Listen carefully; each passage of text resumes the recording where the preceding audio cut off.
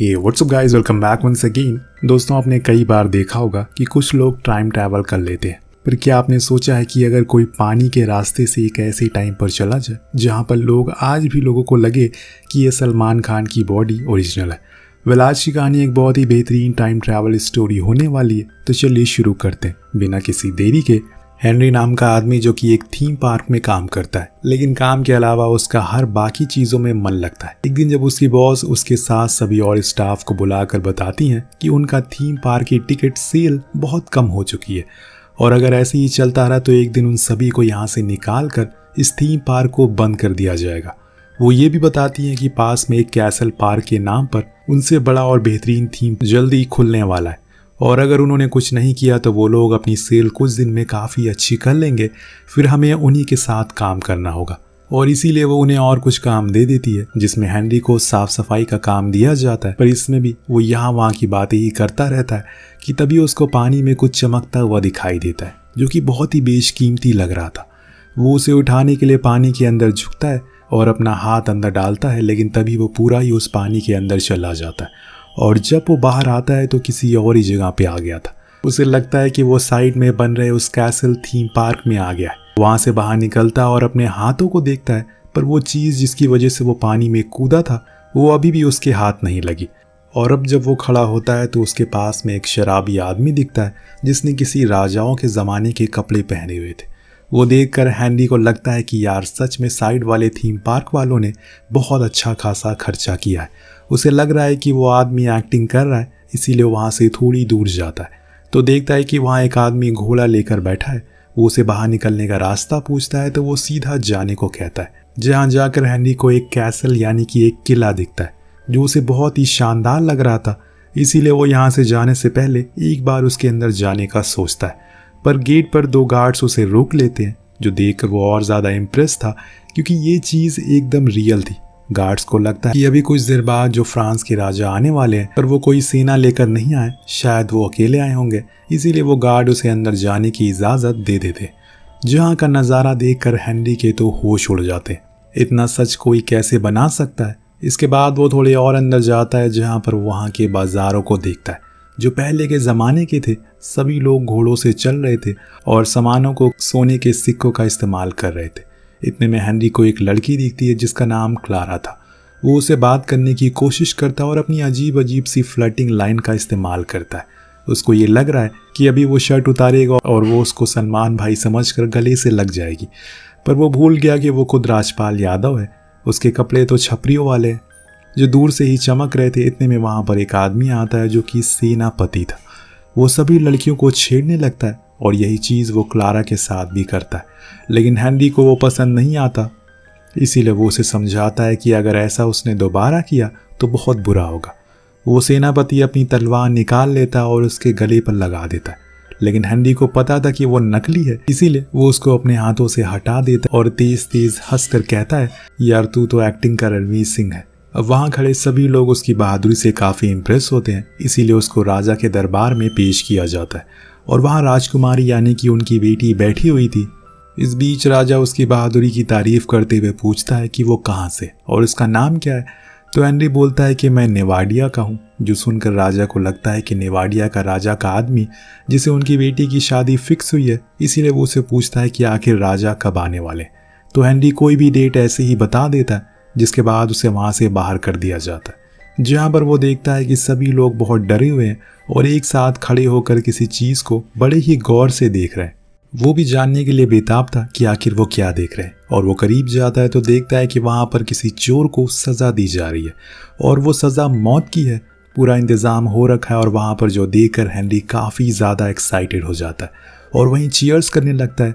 यार क्या एक्टिंग है, क्लाइमैक्स शूट हो रहा है क्या, उसका ऐसा कहना था। लेकिन जब वो जल्लाद उसके सर को काटता है और वो आकर हेनरी के पास गिरता है और जब वो उसे उठाता है तो उसके तो होश उड़ जाते हैं। उसे यकीन हो जाता है कि ये कोई थीम पार्क तो नहीं है बल्कि हकीकत है और ये सोचकर वो वहीं बेहोश हो जाता है। और जब उसकी आंख खुलती है तो उसके सामने क्लारा थी जो उसके गले में पहने हुए लॉकेट को देखती है।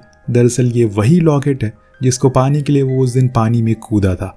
हेनरी को लगता है कि वो खो गया, पर वो हमेशा से उसके गले में ही था, जिसको देखकर क्लारा उसे बताती है कि तुम भी हमारे ही ग्रुप के हो। देखो मेरे पास भी ऐसा ही सेम लॉकेट है, और ये हमारे गांव के वो लोग पहनते हैं जो कि राजा के खिलाफ है, क्योंकि राजा और उसके लोग हमारी रानी को जबरदस्ती गद्दी से हटाकर खुद बैठ गए, और वो बहुत ही ज्यादा क्रूर और भ्रष्टाचारी है। इसीलिए हम सभी ने ठाना हुआ है कि हम उन्हें हटा कर रहेंगे, जिसमें तुम भी हमारे साथ हो। ये सब सुनकर हेनरी के तो कान खुल जाते हैं और वो पूछता है कि ये जगह कौन सी है, समय कौन सा है। तब क्लारा बताती है कि ये इंग्लैंड है और ये साल है 1345 का, जो सुनकर उसकी सिट्टी बिट्टी गुल हो जाती है, क्योंकि वो तो अमेरिका के नेवाडा में था। आखिर यहाँ तक वो कैसे आ गया? यही सब वो सोच ही रहा होता है कि इतने में एक बंदा आता है जो उसे बताता है कि राजा उसका बाहर इंतजार करे। जब वो बाहर जाता है तो वहाँ बहुत से लोग की भीड़ इकट्ठा थी जो उसी की ओर देख रहे थे। इस दौरान राजा उसे घोड़ा गिफ्ट में देते हैं और कहते हैं कि जाओ इस पर एक चक्कर लगा कर दिखाओ। अब हेनरी तो घोड़े पर आज तक कभी बैठा ही नहीं, इसीलिए उसे बहुत ही मुश्किल होती है।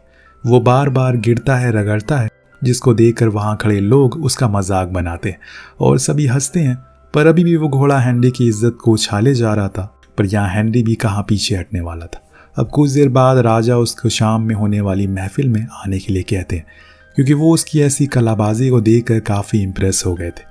वह शाम होने पर वहाँ वो पहुँच जाता है जहाँ राजा उसको डांस करने के लिए कहते हैं, जो कि वो करता भी है, लेकिन अपने ज़माने का, जिसे देखकर सभी लोग काफ़ी इम्प्रेस होते हैं। और ऐसा डांस उन्होंने कहाँ देखा था, ये सब उनके लिए काफ़ी नया था। वो माइकल जैक्सन वाला हुक स्टेप करता है, जो देखकर राजकुमारी फिदा हो जाती हैं और उसे साइड में ले जाकर किस करती है, क्योंकि वो भी उसे काफ़ी खुश थी और उसे हेनरी से प्यार हो गया था। पर उसे सेनापति देख लेता है जो कि राजकुमारी को पसंद करता था। अब वो उसके पास जाता है और खंजर को निकाल कर कहता है कि तुमने ये जो किया वो बहुत गलत। पर इतने में हेनरी वहाँ से कूद जाता और जाकर राजा के ऊपर गिरता है। लेकिन उसकी किस्मत अच्छी थी कि उसी टाइम कुछ लोग राजा को मारने वाले थे, पर हेनरी के गिरने के कारण वो बच जाते हैं, जो देखकर सभी काफ़ी खुश थे क्योंकि उसने उनकी जान बचा ली। खासकर राजा तो और ज़्यादा खुश होते हैं और इसीलिए वो सेनापति को उसकी पोस्ट से हटाकर वो पोस्ट हेनरी को दे दी जाती है, क्योंकि वो उनकी सुरक्षा नहीं कर पाया। अब हेनरी को नया सेनापति बना दिया जाता है, मतलब किस्मत हो तो हेनरी जैसी। ये ओहदा पाकर वो बहुत मज़े में था और अपनी ही ऐट में आ जाता है, पर उसे पता ही नहीं था कि असल में सेनापति करते क्या है। वो अपनी आर्मी को अजीब अजीब चीज़ें करने को कहता है, जैसे कि किले के गेट पर एक भूत जैसा आकार का सर बना दो, जिससे सभी राजा डर जाएंगे और कभी अंदर नहीं आएंगे। उसकी ये बातें किसी को समझ नहीं आती, पर वो फिर भी अपने में ही लगे रहते हैं और उल्टी चीज़ें करने का ऑर्डर देता रहता है। अब एक दिन राजा उसको अपने साथ लेकर जाता है किसान के पास, जिसने उनकी खेत से चोरी कर ली है। वो हेनरी से कहता है कि तुम इसका सर धड़ से अलग कर दो, क्योंकि चोरी की सज़ा सिर्फ मौत है, वो भी मेरे खेत से। सबके जाने के बाद हेनरी उसको मारता नहीं, बल्कि उसको कुछ पैसे देकर वहाँ से भगा देता है, क्योंकि वो नहीं चाहता कि उसके हाथों से किसी की जान जाए। उसे तो किसी भी हाल में अपने समय में वापस जाना है, क्योंकि वहाँ वो ऐसे पुराने ज़माने का बनकर हमेशा के लिए तो नहीं रह सकता। इस बीच एक रात उसके पास कुछ लोग क्लारा को लेकर आते हैं, जिस दौरान क्लारा उसे बताती है कि हमें किसी भी तरह करके राजा को उसकी गद्दी से हटाना होगा, और अब तो तुम सेनापति भी बन गए हो, इसीलिए तुम्हारे पास मौका है। लेकिन आज जो कुछ भी हेनरी ने देखा उसे वो बहुत ज़्यादा डर चुका है। उसके दिमाग में यही है कि अगर एक आलू चुराने की ये सज़ा राजा दे सकता है, तो सोचो अगर उसे ये पता चला कि उसने धोखा दिया है तो वो उसका क्या हाल करेगा। ये सुनकर क्लारा उसे कायर कहकर वहाँ से चली जाती है, पर कुछ रात होने पर वो फिर से आती है और इसके पास ही सो जाती है। हेनरी भी उसको पसंद करता है, इसीलिए वो भी मोमेंट को एंजॉय करता है। पर अब हेनरी के लिए मुसीबत के दिन आने वाले, क्योंकि एक सुबह नेवाडा के राजा का आदमी आता है जो कि आने वाला था, लेकिन हेनरी ने उसकी जगह ले ली। जब इस बारे में राजा को पता चलता है तो वो बहुत गुस्से में आ जाता है, क्योंकि हेनरी ने उसे धोखा दिया। इसीलिए वो उस आदमी को और कुछ लोगों के साथ उसके कमरे में जाता है, जहां वो देखता है कि उसकी ही बेटी हेनरी के साथ है, और जो देखकर उसका गुस्सा 7वें आसमान पर होता है। पर जो वहाँ पर नेवाडा के राजा का आदमी आया था, वो इस चीज़ को देखकर अपने राजा का रिश्ते को तोड़ लेता है। ये जानकर राजा का गुस्सा और ऊपर जाता है।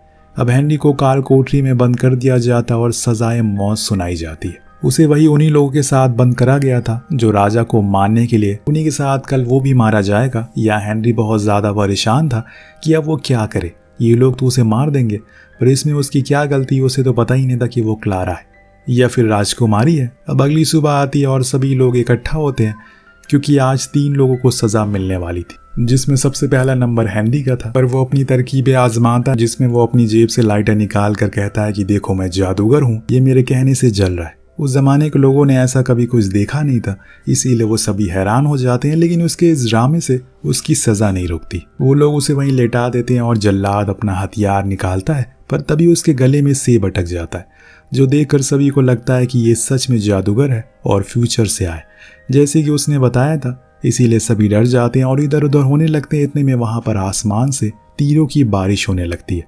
दरअसल ये वही ग्रुप के लोग थे जो राजा को मारना चाहते थे और वो आज अपने लोगों को बचाने के लिए यहाँ पर आए, जिसमें क्लारा भी शामिल थी। वो अपने साथ हेनरी को बचा कर लेकर चली जाती है, क्योंकि वो भी उसी ग्रुप का हिस्सा है।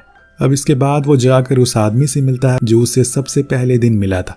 पर क्लारा बताती है कि एक वॉरियर है और पहले रानी का सबसे खास आदमी था, जो सभी रणनीतियों को बनाया करता था। ये जानकर हेनरी भी हैरान था, इसीलिए उस दिन के बाद से वो उसकी काफ़ी इज्जत करने लगता है। दरअसल वहाँ पर कुछ बागी लोग भी रहा करते थे, जिन्हें या तो राजा ने भगा दिया या फिर वो राजा से खुश नहीं थे। उनके खाने पीने का इंतज़ाम क्लारा और कुछ लोग करते हैं। ऐसे ही सुबह जब हेनरी वहाँ से जा रहा होता है तो वो देखता है कि उस शराबी को कुछ लोग मार रहे हैं।